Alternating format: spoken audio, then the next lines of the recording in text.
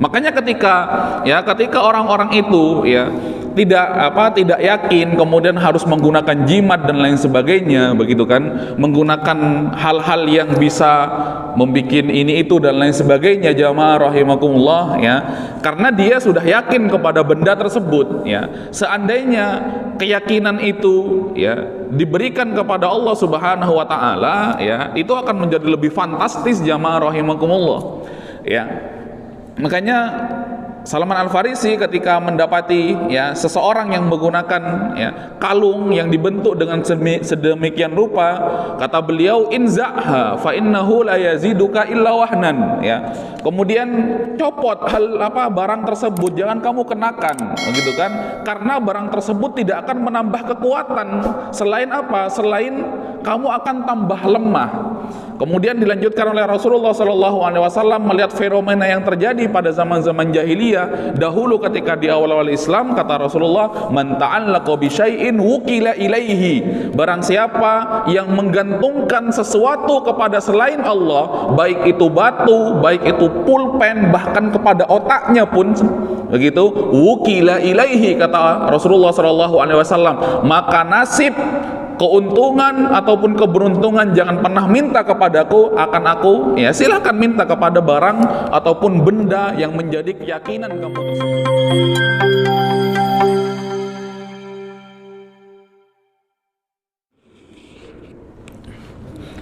Bismillahirrahmanirrahim. Assalamualaikum warahmatullahi wabarakatuh. Innal hamdalillah nahmaduhu wa nasta'inuhu wa nastaghfiruh wa nastahdihi wa na'udzu bihi min sururi anfusina wa min sayyiati a'malina, may yahdihillahu fahuwal muhtad wa may yudlil falan tajida lahu waliyyan mursyida. Ashhadu an la ilaha illallah wa ashhadu anna Muhammadan abduhu wa rasuluh la nabiyya wa la rasula ba'dah. Qala Allah Ta'ala fil Qur'anil Karim, a'udzu billahi minasy syaithanir rajim. Bismillahirrahmanirrahim. Ya ayyuhan nasu taqu rabbakumul ladzi khalaqakum min nafsin wahidah. Rabbi israh li sadri wa yassir li amri wahlul 'uqdatam min lisani yafqahu qawli. Radina billahi rabba wa bil islami dina wa bi Muhammadin sallallahu alaihi wasallam nabiyya wa rasula. Rabbana zidna ilma warzuqna fahma. Alhamdulillah, jamaah rahimakumullah. Alhamdulillah, kita kembali bersyukur kepada Allah Subhanahu wa taala diberikan kesempatan bermajelis di rumah Allah, khairu biqain, yang paling baik di sisi Allah Subhanahu wa taala, tempat yang paling mulia di atas muka bumi. Tempat di mana apabila seorang hamba selesai sholat kemudian duduk, lantas tidak melakukan perkara-perkara yang lagwun atau yang sia-sia, maka sampai ia kembali ke rumahnya, ia akan terhitung orang yang sedang melakukan sholat, pahalanya sebagaimana orang yang sedang melakukan sholat terus menerus. Salawat dan salam kita haturkan kepada uswah hasanah kita Nabi Muhammad sallallahu alaihi wasallam. Doa terbaik dari beliau untuk umatnya, Allahumma barik li ummati fi bukuriha.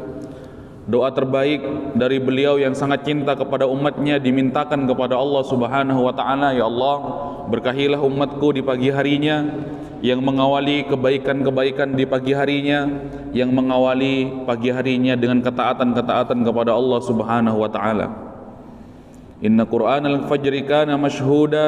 Kita juga bersyukur kepada Allah Subhanahu wa taala dimampukan oleh Allah beribadah salat kepada Allah, yang mana salat tersebut disaksikan oleh para malaikat. Jamaah rahimakumullah, kita lanjutkan majelis kita, ngaji bersama kita Kitab Tauhid Syekh Muhammad bin Abdul Wahhab. Berbicara tentang tauhid, jamaah rahimakumullah, sebenarnya adalah perkara yang tidak rumit. hanya perkara yang bermuara kepada keyakinan kepada Allah Subhanahu wa taala, bagaimana keyakinan tersebut suci daripada keyakinan-keyakinan kepada selain Allah. Makanya lahir Kitabut Tauhid, atau paling tidak dikatakan matan Kitabut Tauhid Syekh Muhammad bin Abdul Wahhab, berawal dari sebuah keresahan, berawal dari sebuah kegalauan kalau kata orang-orang sekarang, tentang perilaku-perilaku orang-orang yang hidup di masa beliau, yang sudah mulai jauh daripada ajaran-ajaran Rasulullah Sallallahu Alaihi Wasallam di Najd pada saat itu. Setelah beliau rihlat ilmiah, di biografi beliau yang ditulis oleh perpustakaan King Fahd, ya. Setelah rihlah ilmiah beliau menimba ilmu kepada gurunya, yang diawali menimba ilmu kepada bapaknya sendiri, yang bapaknya sendiri adalah juga seorang ulama, kemudian menimba ilmu kepada pamannya, yang juga pamannya adalah seorang ulama pada saat itu, kemudian rihlah ilmiah, kemudian beliau, ya, bergabung ataupun beliau bekerja sama dengan Al-Saud ataupun penguasa saat itu, penguasa muslim pada saat itu, bagaimana supaya orang-orang beriman, orang-orang muslim pada saat itu tidak semakin jauh daripada ajaran-ajaran Rasulullah, keyakinan-keyakinan yang dianut oleh orang-orang Islam pada saat itu tidak semakin melenceng. Bagaimana caranya bahwasanya tauhid itu semua apa yang dilaksanakan oleh mereka, baik yang berupa keyakinan ataupun berupa amalan-amalan, ya, semuanya bermuara kepada Allah Subhanahu wa taala. Makanya kemarin ketika di bab sebelumnya dibahas tentang menyembah, ya, kepada menyembelih sesuatu ataupun menyembelih hewan kurban ataupun hewan yang bukan kurban di tempat yang sebelumnya pernah digunakan oleh orang-orang untuk menyembelih hewan yang itu tidak diperuntukkan kepada Allah Subhanahu wa taala, dinyatakan sebuah larangan yang keras. Karena apabila kita melakukan hal tersebut, kata beliau, syadhun lidzari'ah, melakukan kegiatan tersebut ataupun melakukan, ya, itu, maka itu disebutkan syadhun dzari'ah sebagai, ya, seolah-olah kita mengiyakan perbuatan-perbuatan yang sebelumnya dilakukan di tempat tersebut, ya. Makanya jamaah rahimakumullah, di bab yang berikutnya dikatakan oleh beliau minasyirki an-nadhru li ghairillah, ya, termasuk kesyirikan, ya, kepada Allah Subhanahu wa taala, ya. Kita tahu jamaah rahimakumullah, ya, kita baca di kitab-kitab tauhid, paling tidak kitab-kitab tauhid terjemahan, disebutkan taswiyatu ghairillah billah fi ma huwa fi khasaisillah, yang disebut dengan kesyirikan kepada Allah Subhanahu wa taala, menyamakan, ya, hak-hak prerogatif Allah Subhanahu wa taala yang harusnya itu adalah hak Allah Subhanahu wa taala, kemudian kita memaksakan makhluk untuk mengerjakan hak-hak Allah tersebut, ya. Sungguhnya itu adalah bagian yang hanya bisa dilakukan oleh Allah Subhanahu wa taala, tetapi kita memaksakan hamba, ya, untuk melakukan hal-hal tersebut, ya. Yang paling viral jamaah rahimakumullah, ya, ketika belum lama, ya, pernah juga kita sampaikan di sini, ya, ketika seorang yang sudah berpengalaman, kemudian orang yang sudah berpendidikan, begitu kan, mengadakan event sebuah balapan sepeda motor, ya, tingkat dunia, tetapi masih menghadirkan seorang pawang hujan yang meminta supaya hujan ditahan atau hujan diturunkan, jamaah rahimakumullah, ya. Padahal kata Allah Subhanahu wa taala, a antum anzaltumuhu minal muzni am nahnul munzilun, ya.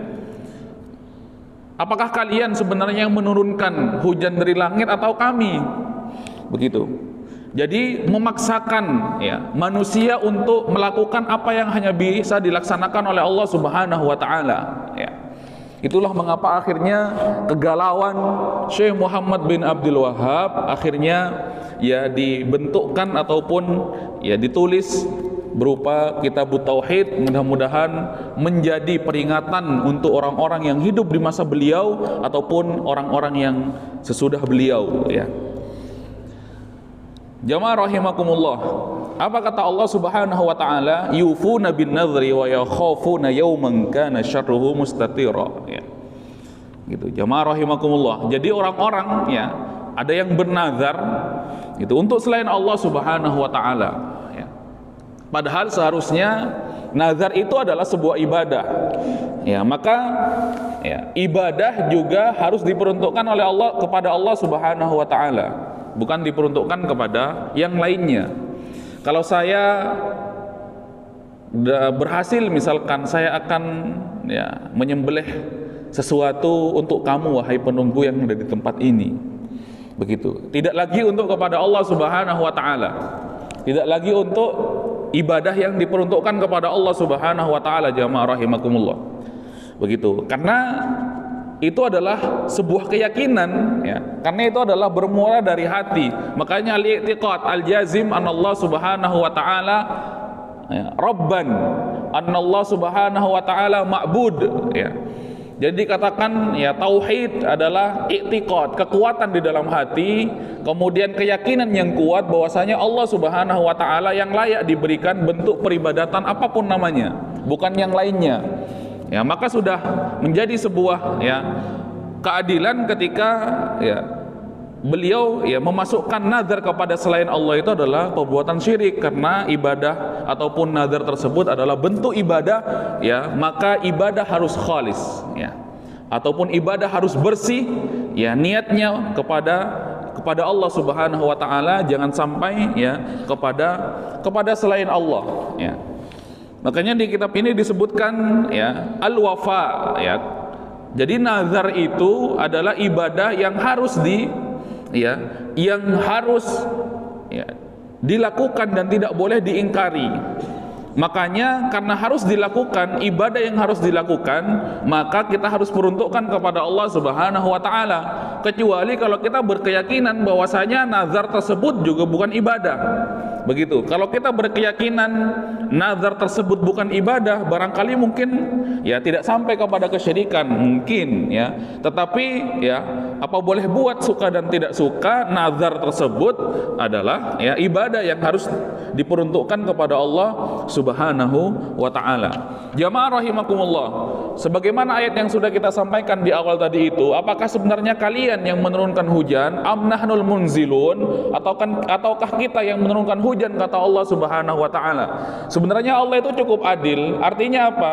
Allah itu fair saja, jamaah rahimakumullah. Ketika ada orang gitu kan, ketika ada orang yang mengaku bisa ini itu di luar ya kemampuan manusia yang itu hanya bisa dilaksanakan oleh Allah Subhanahu wa taala, kemudian dia mengaku yang lain-lainnya, bahkan kalau bisa mungkin dia mengaku sebagai Allah gitu.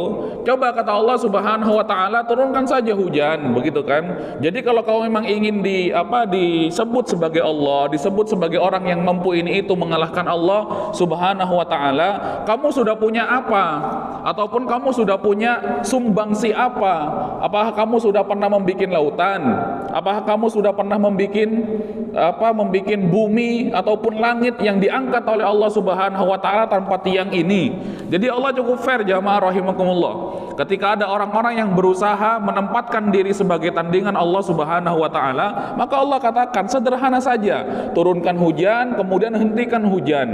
Begitu jamaah rahimakumullah. Sebagaimana ketika Musa datang kepada Firaun, kemudian ya Musa mengatakan Tuhanku itu bisa mematikan dan menghidupkan. Kemudian dengan konyolnya Firaun mengatakan, aku juga bisa menghidupkan dan mematikan. Silakan panggil 2 orang pengawal, kemudian aku bunuh satu, kemudian aku tinggalkan yang satunya. Begitu. Itu kan aku sudah menghidupkan dan mematikan, kata dia. Padahal dia sebenarnya satu membunuh ataupun satunya tidak dibunuh, kekonyolannya. Tetapi jamaah rahimakumullah, Nabi Musa tidak kehilangan akal. Begitu kan, kata Nabi Musa, ya sudah terbitkan sebagaimana Tuhanku, atau balik matahari itu terbit di tempat terbenamnya ataupun terbenam di tempat terbitnya, kamu bisa enggak?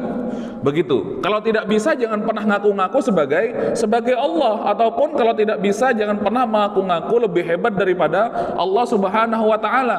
Itu. Kemudian Firaun pada saat itu langsung, oh iya, dia merasa kalah, tetapi kesombongannya melebihinya. Faqala ana rabbukumul a'la. Begitu kan, sampai-sampai wahai Musa, ya katakan aku adalah Tuhan yang lebih tinggi daripada Allah Subhanahu wa taala. Itu jamaah rahimakumullah. Jadi sebenarnya Allah itu sangat fair. Silahkan siapapun di dunia ini, siapapun yang hidup ya di kolong Allah Subhanahu wa taala ini, siapapun yang pernah hidup di atas bumi Allah Subhanahu wa taala ini, apabila ia benar-benar ingin dikatakan bisa menandingi Allah, kemudian melakukan apa yang bisa hanya dilakukan oleh Allah Subhanahu wa taala, silahkan. Kamu sumbangsihnya apa? Bisa enggak menghidupkan? Kemudian bisa enggak nanti kamu menunda hari kiamat yang sudah ditetapkan oleh Allah Subhanahu wa taala? Kemudian kamu bisa enggak ya menunda kematian seseorang? Kemudian kamu bisa enggak melipat waktu sebagaimana waktu itu 24 jam, kemudian kamu lipat menjadi 6 jam seperti itu, atau kamu lipat jarak yang awalnya 20 km menjadi ya 1 km, kamu bisa enggak begitu? Atau kamu merubah siang menjadi malam, kemudian malam menjadi siang dan lain sebagainya, ataupun kamu tumbuhkan tumbuhan itu ya, kemudian kamu matikan, kemudian kamu tahan hujan dan lain sebagainya jamaah rahimakumullah. Itulah ya tantangan Allah Subhanahu wa taala bagi mereka ya yang selalu mengatakan aku bisa kok, ya apa yang bisa dikerjakan Allah aku bisa. Tapi sebenarnya Allah ya sangat adil dan juga Allah sangat fair. Tapi terkadang manusia banyak mewarisi kesombongan yang dimiliki oleh Fir'aun, jamaah rahimakumullah ya. Di sini makanya sampai nazar pun dikatakan yufuna bin nadhri, dengan nazar saja ya jamaah rahimakumullah ya diperuntukkan pada Allah Subhanahu wa taala, jangan sampai diperuntukkan kepada yang selainnya. Kemudian juga beliau mengutip hadis Nabi Muhammad sallallahu alaihi wasallam dari Bunda Aisyah radhiyallahu anha ya, man nadzara ayyuti Allah falyuti'hu, barang siapa yang bernazar ya kemudian ya dia harus mentaati ataupun memenuhi nazarnya kalau itu adalah nazar kepada Allah Subhanahu wa taala. Atau barang siapa sebaliknya, kata Ibunda Aisyah, yang bernazar ingin bermaksiat kepada Allah Subhanahu wa taala, jangan pernah ditepati. Jamaah rahimakumullah. Pembahasan nazar yang disampaikan oleh Ibunda Aisyah dalam hadis ini ya, di luar pembahasan nazar tentang nazar itu kan lahir dari orang-orang yang pelit dan lain sebagainya. Pembahasan-pembahasan di kitab tauhid tidak pernah membahas itu. Itu adalah pembahasan orang-orang di dalam fikih atau paling tidak di tempat fadilah-fadilah, keutamaan-keutamaan beramal. Tetapi di sini dijelaskan di dalam kitab tauhid, intinya nazar kepada Allah silahkan kamu kerjakan. Kalaupun kamu sudah terlanjur bernazar yang kamu peruntukkan kepada selain Allah, itu boleh kamu tidak lakukan karena itu bentuk ibadah kepada selain Allah, kata Ibunda Aisyah. Jamaah rahimakumullah ya. Kemudian beliau melanjutkan juga dari kesyirikan al-isti'adzah bi ghairillah. Begitu. Jadi kesyirikan, bentuk-bentuk kesyirikan yang lain juga al-isti'adzah, memohon ya perlindungan kepada selain Allah. Ya, makanya ketika bab-bab yang kemarin kita sampaikan, orang lewat di sebuah tempat kemudian permisi mbah jangan diganggu, permisi pemilik tempat, permisi penunggu tempat jangan diganggu, saya anakmu dan lain sebagainya. Pemilik tempat itu adalah Allah ya.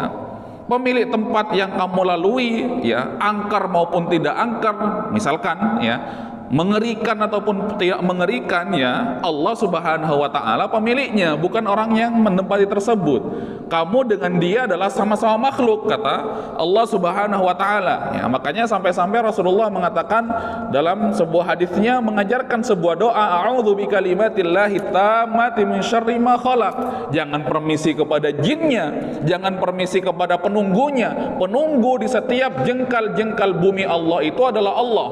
Ya, makanya sudah sebuah kelayakan dan sebuah kewajiban kita justru meminta perlindungan kepada Allah Subhanahu wa taala. Itu kata Rasulullah sallallahu alaihi wasallam. Tetapi menjadi aneh jamaah rahimakumullah kalau kita melihat ya tampilan-tampilan film-film horor di Indonesia, orang-orang itu diajak untuk melakukan itu semuanya. Orang-orang itu diajak untuk supaya ya begitulah gitu. Orang-orang itu diajak supaya bahwasanya kalau ya kamu harus minta izin dan lain sebagainya. Jamaah rahimakumullah, kalla. Ya, karena Allah tempat ataupun Allah pemilik setiap jengkal-jengkal yang ada di dalam bumi Allah ini ataupun yang ada di luar bumi Allah Subhanahu wa taala. Ya, makanya doa a'udzu bikalimatillahi tammati min syarri ma khalaq ya, kata Rasulullah ya melalui ya Doa ini apabila kamu mengucapkan di siang hari, maka kamu akan dijaga sampai malam hari. Ketika kamu mengucapkan ataupun berdoa di malam hari, kamu akan dijaga oleh Allah Subhanahu wa taala sampai nanti pagi harinya. Itu jamaah rahimakumullah, ya. Pertolongan kepada ataupun meminta perlindungan kepada selain Allah, ya. Makanya ketika orang-orang itu tidak yakin, kemudian harus menggunakan jimat dan lain sebagainya, begitu kan, menggunakan hal-hal yang bisa membuat ini itu dan lain sebagainya, jamaah rahimakumullah, ya, karena dia sudah yakin kepada benda tersebut, ya. Seandainya keyakinan itu, ya, diberikan kepada Allah Subhanahu wa taala, ya, itu akan menjadi lebih fantastis, jamaah rahimakumullah, ya. Makanya Salman Al-Farisi ketika mendapati seseorang yang menggunakan kalung yang dibentuk dengan sedemikian rupa, kata beliau, inza'ha fa innahu la yaziduka illa wahnan, kemudian copot barang tersebut, jangan kamu kenakan, begitu kan, karena barang tersebut tidak akan menambah kekuatan, selain kamu akan tambah lemah. Kemudian dilanjutkan oleh Rasulullah SAW melihat fenomena yang terjadi pada zaman-zaman jahiliyah dahulu ketika di awal-awal Islam. Kata Rasulullah, man ta'allaqa bi syai'in wukila ilaihi, barang siapa yang menggantungkan sesuatu kepada selain Allah, baik itu batu, baik itu pulpen, bahkan kepada otaknya pun begitu, wukila ilaihi, kata Rasulullah SAW, maka nasib, keuntungan ataupun keberuntungan jangan pernah minta kepadaku, akan aku silahkan minta kepada barang ataupun benda yang menjadi keyakinan kamu tersebut. Itu jamaah rahimakumullah, ya. Akhirnya Rasulullah SAW juga disebutkan di dalam kitab ini yang tadi saya sebutkan, man nazala manzilan faqala a'udzu bikalimatillahi tammati min syarri ma khalaq, barang siapa yang sampai kepada suatu tempat yang itu baru ataupun tempat tersebut adalah asing, maka faqal a'udzu bikalimatillahi tammati min syarri ma khalaq lam yadhurruhu syai'. Lihat apa yang digaransikan oleh Allah Subhanahu wa taala melalui lisan Rasulullah sallallahu alaihi wasallam, lam yadurruhu syai', tidak akan pernah ada makhluk sekecil apapun, sebesar apapun yang akan bisa memberikan madarat kepada dia apabila dia sudah berdoa a'udzu bikalimatillahi tammati min syarri ma khalaq, hatta yarhala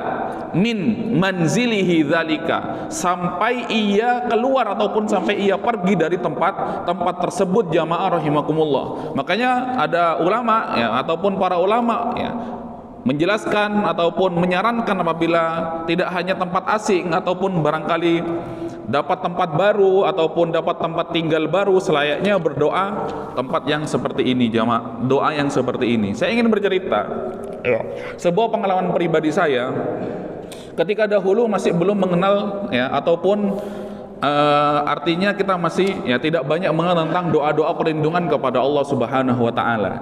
Suatu saat ketika kami masih kecil membangun sebuah rumah di tempat yang bisa dibilang sawah-sawah yang jauh daripada perkampungan, karena kebetulan kami dahulu ketika saat itu bisa membeli tanah tersebut di tempat tersebut, tidak bisa membeli di tempat yang lebih dekat dengan perkampungan. Akhirnya dibangunlah rumah tersebut, dibangunlah rumah tersebut yang memang jauh kanan kiri tetangga tidak ada, tetangganya hanya pohon-pohon jati, kemudian pohon-pohon pisang, kemudian pohon-pohon bambu yang lebat dan lain sebagainya di Kangian dulu.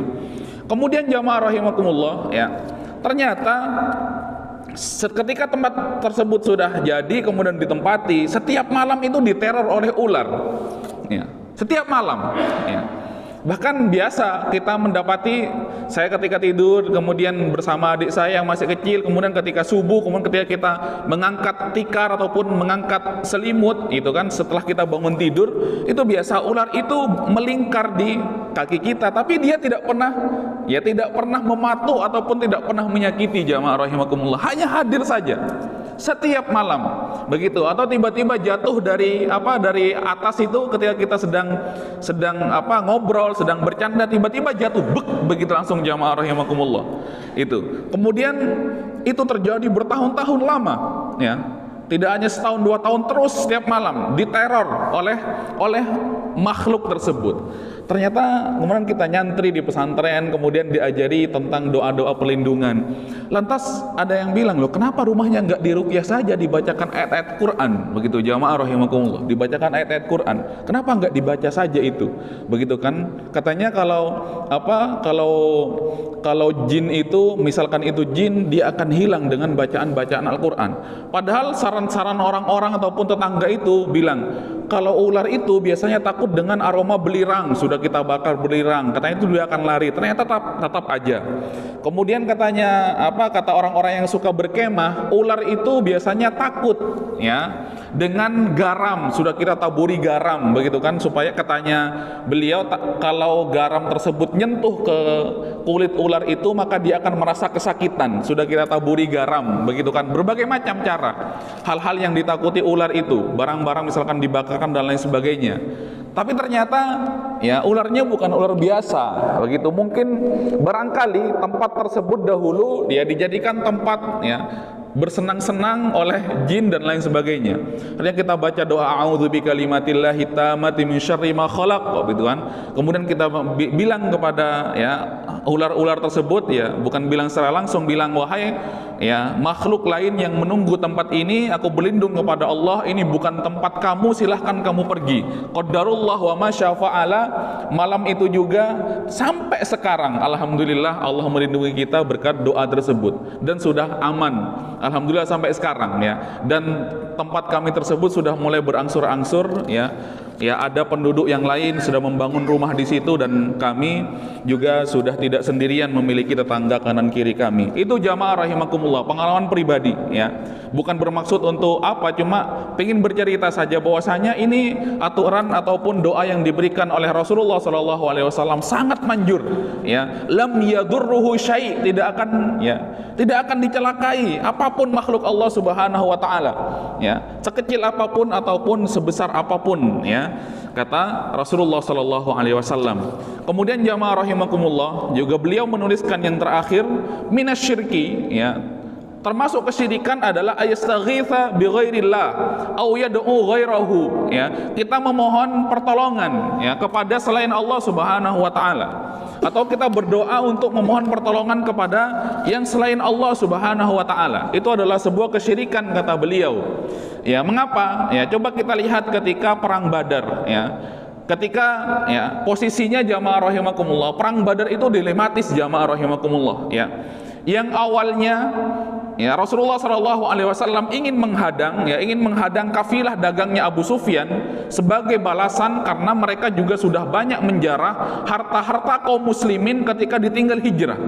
Begitu. Kemudian ketika perang Badar yang pertama, ya, perang Badar yang sughra itu, ya, niatnya Rasulullah SAW, ya, menghadang kafilah dagang sebagai balasan, pukulan, ya, ataupun sebagai, ya, paling tidak shock terapi, bahwasanya kaum muslimin itu tidak bisa seenaknya diperlakukan seperti itu. Kaum muslimin itu, ya, tidak bisa seenaknya disiksa, kemudian dijarah, ya, dijarah hartanya di Mekah dan lain sebagainya, agar, ya, tidak selalu dia ataupun orang-orang kafir Quraisy itu merasa benar ataupun merasa kuat, ya.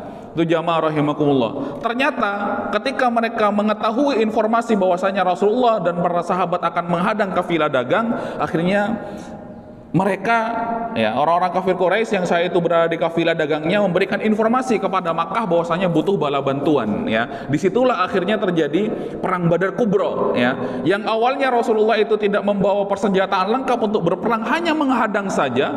Kemudian ternyata datang bala bantuan dari Makkah, akhirnya bertemulah pasukan, bertemulah pasukan yang tidak seimbang jamaah rahimakumullah, baik secara mental, kemudian baik secara jumlah, ya.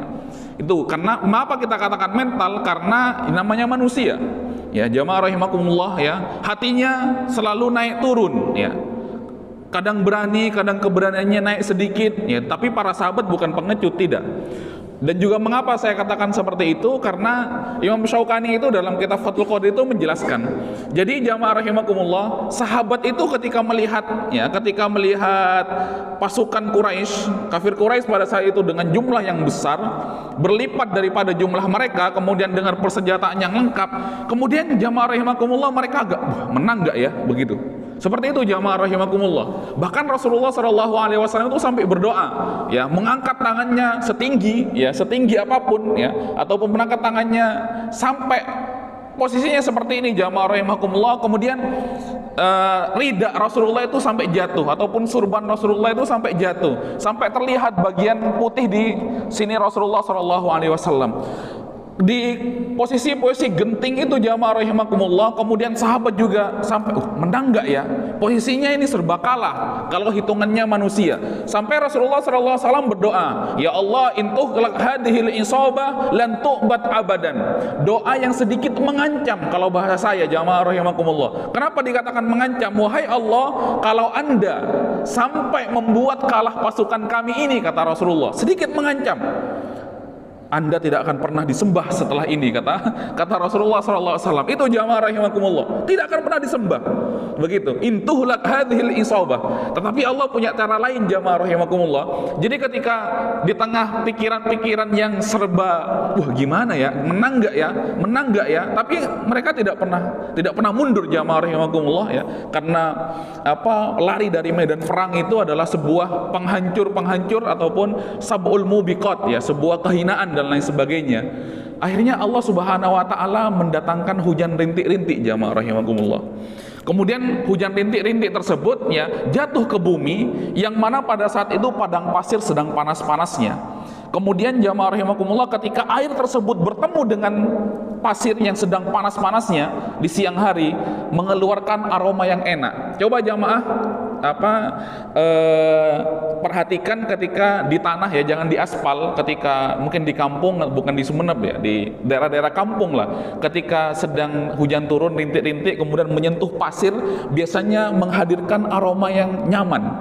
Begitu. Lah itu sahabat ketika mencium aroma wangi ataupun nyawangi lah, bisa kita lihat pertemuan antara hujan rintik-rintik dengan pasir yang mulai memanas di siang hari itu mengeluarkan aroma yang nyaman. Kemudian sahabat tertidur sejenak ya. Itu jamaah rahimakumullah, yughashshikumun nu'as, kata Allah Subhanahu wa taala ya, amanatan ya. Di dalam Al-Quran itu disebutkan ketika Allah menimpakan sebuah rasa kantuk, kemudian ketika terbangun jamaah rahimakumullah ya, sahabat itu semuanya terbangun, itu tidur sejenak ya dari kantuknya itu, karena melihat aroma ataupun mencium aroma yang sangat menyenangkan tadi itu. Kemudian tertidur sejenak, akhirnya terbangun lagi. Disitulah hilang ya semua perasaan-perasaan kalut, semua perasaan-perasaan yang membebani sahabat ini ya. Kemudian Rasulullah SAW mengatakan, ittastaghithuna rabbakum fastajaba lakum anni mumiddukum bi alfim minal malaikati murdifin. Wahai sahabat-sahabatku, Allah mengatakan dalam Al-Quran, ittastaghithuna rabbakum, kalau kalian ya beristighatsah, meminta bantuan kepada Allah Subhanahu wa taala di masa-masa sulit ini ya, yang taruhannya adalah hidup dan mati ya, fastajaba lakum, pasti Allah Subhanahu wa taala akan memberikan pertolongan kepada kalian. Anni mumiddukum bi alfim minal malaikati murdifin, pasti Allah Subhanahu wa taala akan menurunkan. Anni, kata Allah, aku akan menurunkan, mumiddukum bi alf minal malaikati murdifin, akan menurunkan malaikat-malaikat untuk membantu kalian 1000 jumlahnya. Jamaah rahimakumullah. Begitu. Kalau sudah malaikat yang membantu, kita mau apa? Mari kita lihat hadis yang lain ya, jamaah rahimakumullah ya. Ketika Rasulullah SAW mengatakan dalam sebuah sabdanya ya, inni ra'aitu Jibril ala suratihi, aku pernah melihat malaikat Jibril itu dalam bentuk yang sebenarnya, lahu janahay yasuddul ufuq, kata Rasulullah SAW. Malaikat Jibril itu ternyata diciptakan oleh Allah Subhanahu wa taala memiliki dua sayap yang apabila dibentangkan sayap tersebut dia akan memenuhi ataupun menutup ufuk dari barat dan sampai ke timur. Jadi arah timur dan barat itu tertutup dengan sayapnya malaikat Jibril. Bagaimana kalau ternyata yang membantu orang-orang beriman itu adalah 1000 malaikat? Maka porak-poranda jamaah rahimakumullah. Maka tadi itu ya al-istighatsah hanya untuk Allah Subhanahu wa taala, jaminan daripada Allah, bukan untuk yang lainnya jamaah rahimakumullah ya. Jamaah rahimakumullah, itu tadi ya sebagai ya tauhid kita kepada Allah Subhanahu wa taala, segala ya yang menjadi ya kekuasaan Allah, hak-hak prerogatif Allah itu jangan digeser kepada manusia jamaah rahimakumullah. Istastaghitsuna rabbakum fastajaba lakum anni mumiddukum bi alfim minal malaikati murdifin. Jamaah rahimakumullah, sudah masuk waktu syuruk ya. Mohon maaf apabila ada salah dan khilaf. Kalau ada pertanyaan silakan nanti di belakang ya. Takut mengganggu yang ingin sholat syuruk ataupun takut ya sampai terlewat waktunya. Subhanaka Allahumma bihamdika asyhadu an la ilaha illa anta astaghfiruka wa atubu ilaik. Wassalamualaikum warahmatullahi wabarakatuh.